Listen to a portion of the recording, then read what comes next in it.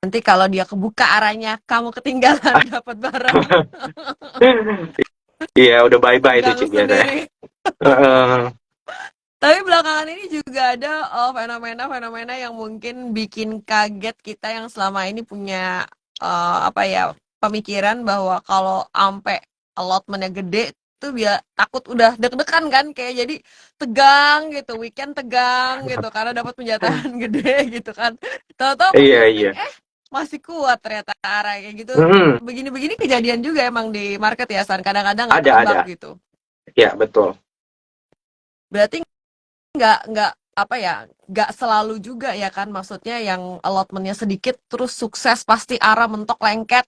Kalau yang penjatahannya Enggak. banyak langsung ARB kayak gitu. Enggak, tapi Gimana? most likely, Ci, kalau misalnya penjatahan atas itu besar, apalagi misalnya di atas 30% ya, itu udah kayak warning lah buat kita. Jadi di hari pertamanya jam 9 tuh udah mesti jaga-jaga dulu kayak gitu. Oh, Soalnya itu udah 90% lah.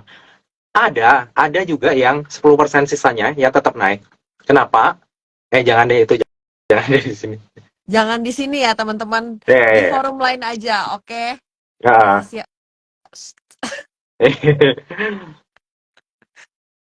Pada komen ya, IPO terindah ADMR, sedap ya. Oh iya, itu Emang jelas. legend itu. Baik, kita cari lagi pertanyaan yang nanya CNMA, nanti lihat rekaman IG Live kita di bagian awal. Udah ditanyakan. Wah, ada yang nanya soal keluar dari saham Gocap. Baik. Untuk nanya yang saham di luar IPO, kita nggak jawab di sini karena temanya kita IPO ya, soal saham IPO ya. Ada tadi yang nanya di saham ini nyangkut, di saham ini kita bahasnya di tempat lain ya. Maksudnya bukan di sini karena ini kita temanya kan soal saham IPO ya. Hmm, Saat masa book building atau offering, apakah masih ada investor yang masuk fixed allotment? nggak ada. Itu sampai book building doang kalau fixed roadmap. Oke, RMKO pada nanya, udah dibahas juga tadi ya teman-teman. Iya. Itu nanti tinggal dilihat di bagian depan IG Live ini ya. Berasa ngerumpi kok, iya biasanya kalau lagi IG Live sama saya, apa ya, feelingnya kayak lagi ngobrol gitu ya, hati-hati kebablasan. Untung San remnya kuat ya.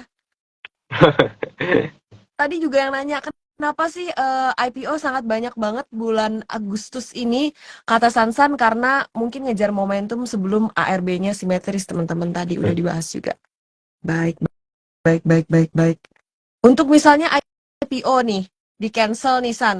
Terus nanti dia Mm-mm. IPO lagi, cari timing yang lain. Itu sebenarnya pertanda baik atau mendingan kita harus hati-hati?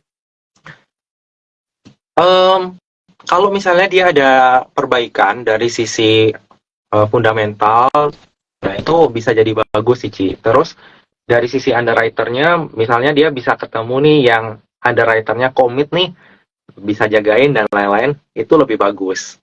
Jadi menurut aku sendiri, karena aku juga belajar dari pengalaman Hill ya, kemarin kan Hill itu listing setelah PGEO listing nih, Ci. Mm-mm. Jadi IPO Jumbo diterusin sama Hill lagi yang lumayan banyak juga nilai emisinya. Mm-mm. Akhirnya aku skip. Padahal kalau misalnya aku lihat dari foundernya sendiri itu emang sampai sekarang kan masih in charge ya di Hill dan harusnya bagus. Apalagi dia ke nikel juga. Tapi waktu itu aku nggak berani beli karena yang pertama ya dia ada historical batal dulunya. Mm-mm. Terus setelah itu juga harganya malah lebih mahal dari harga sebelumnya. Walaupun sebenarnya sama sih, beda nominal sahamnya doang. Cuma Mm. ya, kalau misalnya Cici tanya apakah kalau misalnya sebelumnya batal, dia comeback lagi, apakah lebih bagus atau lebih jelek? Menurut aku tergantung. Oke. Hmm, baik. Eh, Oke, tadi ada yang nanya. Christian James, bagus nih pertanyaannya. Seberapa pengaruh oversubscribe bagi saham IPO? Kok katanya? Nah, jadi oversubscribe itu pengaruhnya sebenarnya di pooling sih, C ya. Jadi kalau Hmm. misalnya ada yang bilang saham A oversubscribe 128 kali, itu 128 kali itu dari pooling. Pengaruh atau enggak? Hmm. Pengaruh sih, pengaruh. Karena kalau misalnya dia semakin oversubscribe, artinya animo masyarakat itu makin tinggi. Gitu. Jadi kalau misalnya ada pengaruh atau enggak, ada, tapi jangan over expectation. Karena kan kebanyakan netizen ataupun teman-teman retail kita ini itu kan taunya oh oversubscribe misalnya dari dana 100 miliar oversubscribe 128 kali. Contohnya banyak banget kan. Mm-mm. Tapi enggak, tapi itu tuh sebenarnya oversubscribe-nya dari porsi poolingnya. Hmm. Nah, kalau misalnya kita lihat dari poolingnya, itu pun ada skemanya, Ci.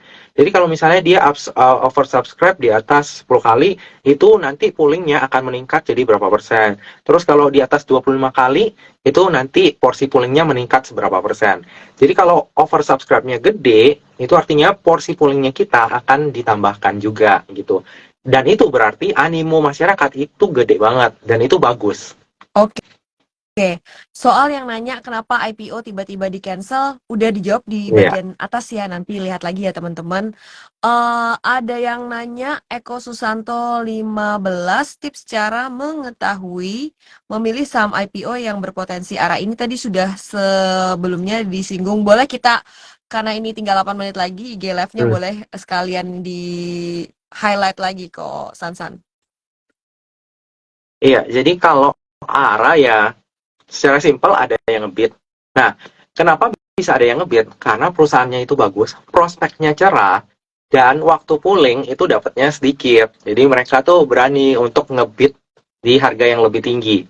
Nah, sebenarnya sesimpel itu sih. Dan tapi untuk tahu sesimpel itu, kita ada screening. Yang tadi saya bilang sampai 4 tahap itu sih screeningnya. Mm-mm. Nah, sebenarnya lebih ke situ sih kalau saya pribadi. Baik. Sansan buat mungkin teman-teman yang masih punya kerjaan full time kayak gitu kan untuk jagain saham IPO ini kan belum tentu pas listing teng teng teng teng teng dia bisa standby kayak gitu kan. Nah, saran Betul. dari Sansan gimana? Apa mereka menghindari saham-saham IPO karena nggak bisa jagain di hari pertama listing atau gimana nih? Ada advice Jadi nggak? kalau kalau misalnya nggak bisa jagain nih, Ci. Yang pertama bisa pakai trailing stop. Di beberapa perusahaan sekuritas ada.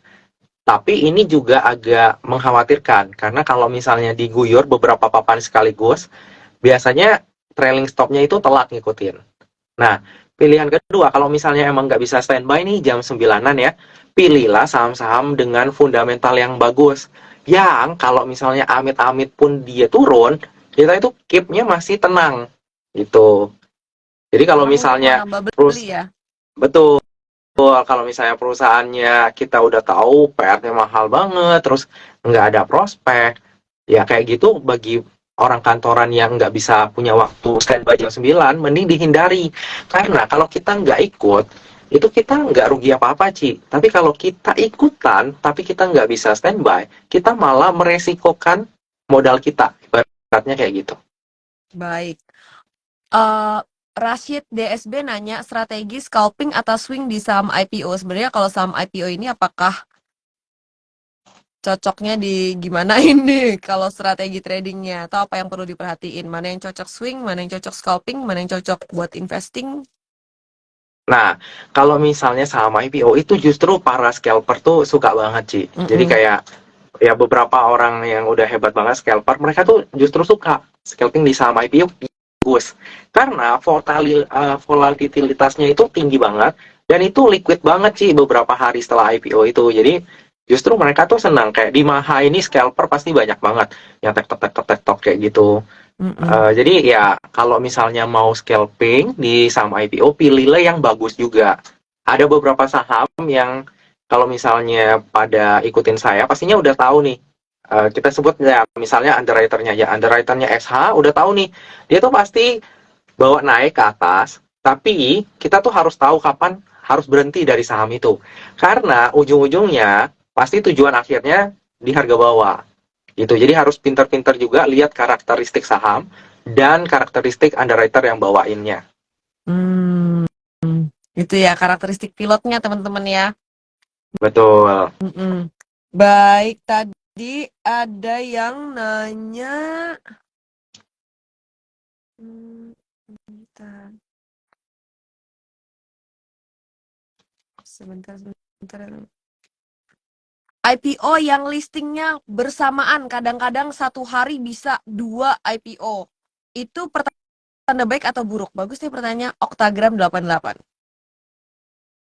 Itu udah jelas ya bahwa dana dari masyarakat akan terbelah, Ci. Apalagi misalnya sama-sama perusahaan bagus nih dua-duanya, itu akan terbelah. Tapi kalau misalnya kita lihat momentum jangka pendeknya, ya kalau misalnya sama-sama bagus, ya itu akan tetap bagus sih. Tapi kalau misalnya ada empat, di atas tiga lah, menurut aku di atas tiga itu udah susah.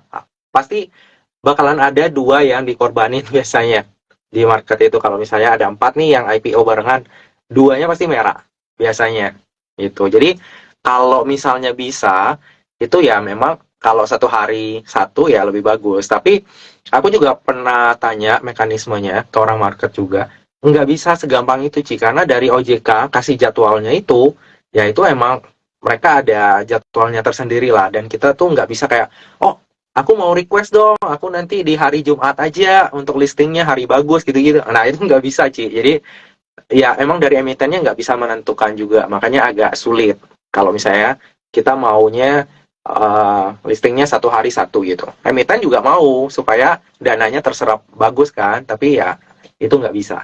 Bukan di otoritas mereka gitu ya, bukan di tangan mereka nih. Betul. Iya. Baik. Hmm. Saat masa offering, misalnya suatu emiten menawarkan 20% saham untuk ditawarkan ke masyarakat. Itu apakah seluruhnya dijual ke masyarakat atau ada sebagian yang dipegang pihak-pihak tertentu?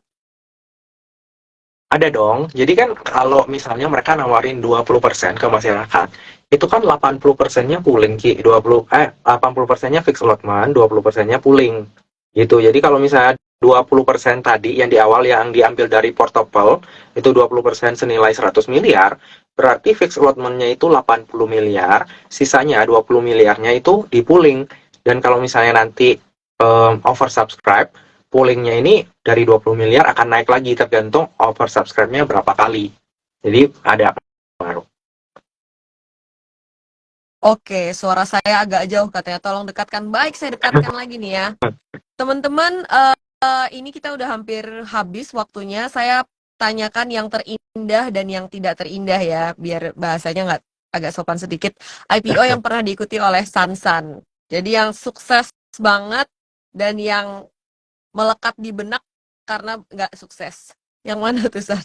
Oh, yang sukses banget Mm-mm, tentunya ADMR. mm-mm. ADMR itu udah Berapa persen kamu cuan ya,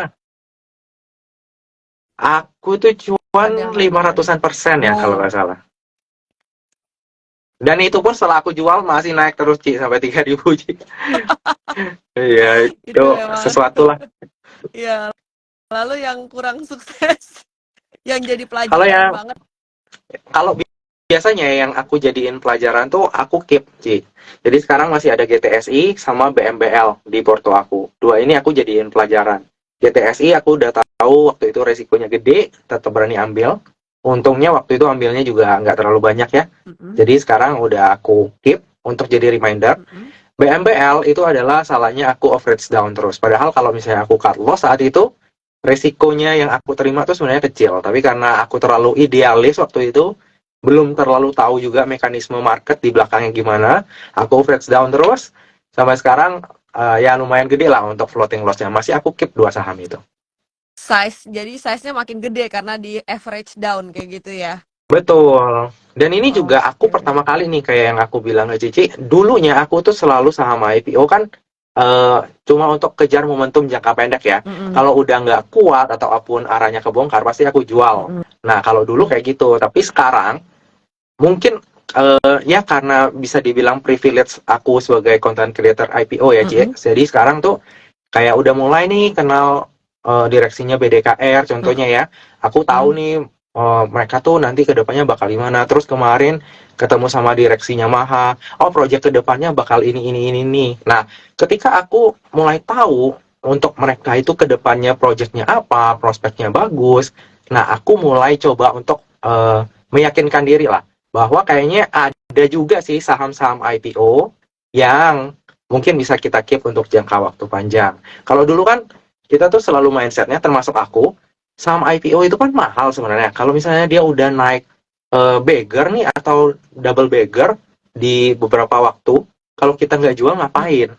Tapi Hmm. aku belajar dari kayak ADMR, cuan, dan lain-lain, ternyata ada beberapa saham yang memang kalau orang di baliknya kuat, terus prospeknya ada, tetap aja ada investor yang akan makan di harga yang lebih atas. Makanya ini aku coba di Maha, semoga aja pilihannya benar sih. Baik, nanti kita saksikan bersama-sama ya seperti apa. Sansan, Iya. closing statement dong sebelum kita menutup perbincangan di malam hari ini. Kalau misalnya kita bicara saham IPO, Ci, Mm-mm, pastikan kita itu jangan FOMO. mm-mm. Karena yang namanya IPO itu akan ada tiap tahunnya, Ci. Jadi bukan kali aja 1 bulan. Jadi pilihlah saham IPO yang benar-benar kamu yakin, kamu udah analisa bagus, dan kamu bisa cuan dari ikutan IPO tersebut. Dikit-dikit-dikit, lama-lama juga jadi banyak. Jadi jangan fokus untuk FOMO, ngambil keuntungan gede, terus malah ujung-ujungnya loss. Tapi nggak apa-apa, kumpulin dikit-dikit cuannya, lama-lama juga jadi banyak kok. Kalau udah jadi banyak, nanti kamu mau ngapain juga lebih enak. Baik, terima kasih banyak teman-teman yang udah mengikuti IG Live ini. Kita lumayan nih kayaknya kalau buat saya break resisten nih 400 lebih IG Live di KBR Prime di podcast Uang Bicara. Buat teman-teman yang bilang, ah telat ikutan, tenang. Ini disimpan di akunnya KBR Prime ya teman-teman, bukan di akun saya. Jadi nanti bisa ditonton ulang, nanti juga di-download audionya sama produser saya dijadiin podcast. Tadi ada yang bilang, taruh di Spotify dong.